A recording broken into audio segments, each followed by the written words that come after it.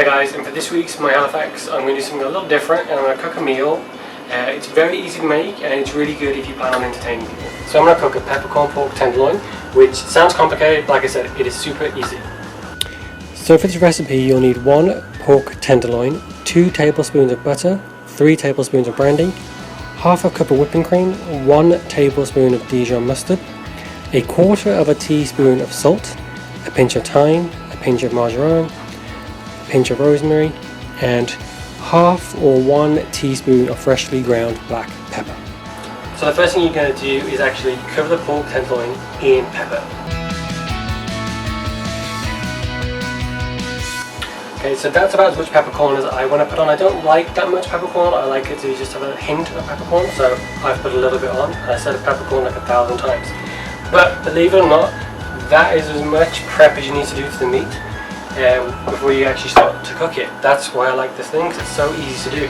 So what I'm going to do is prepare the vegetables.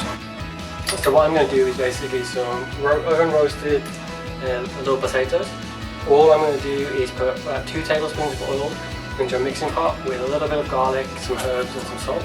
And after I've chopped the potatoes in half, I'm going to mix them in with just enough oil so that everything's covered slightly, so they'll just bake the way I want them to. And then I'll put them in the oven for about half an hour and let them do their thing. So now they're on the baking tray, all I'm going to do is put them in the oven and just check them occasionally to make sure they're not burning or catching. Sometimes you have to flip them over, but that's literally all you're going to have to do on the potato front. So now we have the potato sorted and basically waiting to go in the oven. What I'm going to do now is start to prepare the meat. However, the rest of the ingredients you see out there, they are basically going to make up the majority of the sauce.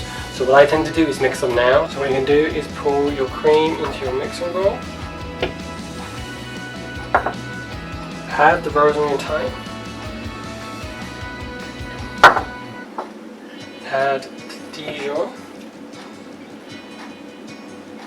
Dijon can be strong, so just bear in mind that when you measure out your ingredients.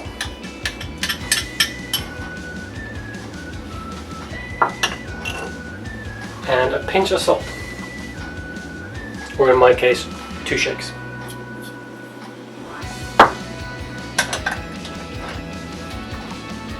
Now that we have the sauce ready, we're going to start browning the meat. So you want to put your butter into the pan and basically just let it melt naturally. Don't let the butter start to go brown or else you're actually burning the butter. And then we're going to drop the meat in, brown the meat, then pour the brandy on. Then add the sauce. So now the meat is successfully browned, you've added your sauce in. All you're going to do now is cover it for about 30 minutes, well, about 20-25 minutes. Put the potatoes in as well, they'll be good for about 20-25 minutes, maybe 30, so you might want to put them in just before you start to brown the meat. But once those 2 things are done, you can just sit back, relax, and if you're entertaining, go and spend some time with your guests. Okay, so when you're getting close to serving, what you're going to do is basically check on the potatoes and make sure they're not catching, and basically just make sure they're fresh and they're actually cooked, because you don't want to serve people undercooked potatoes. Now once you come to actually cut the meat, once you cut through you can tell how well it's cooked. Obviously you want to make sure there's no pinkness inside. If there is, just slice it up and actually drop them in as kind of like, almost like small steaks, and just fry them on both sides to make sure that they're cooked properly. You may also find that your sauce is separated from the brandy. So what you want to do is get a whisk and just whisk it up and mix it back together.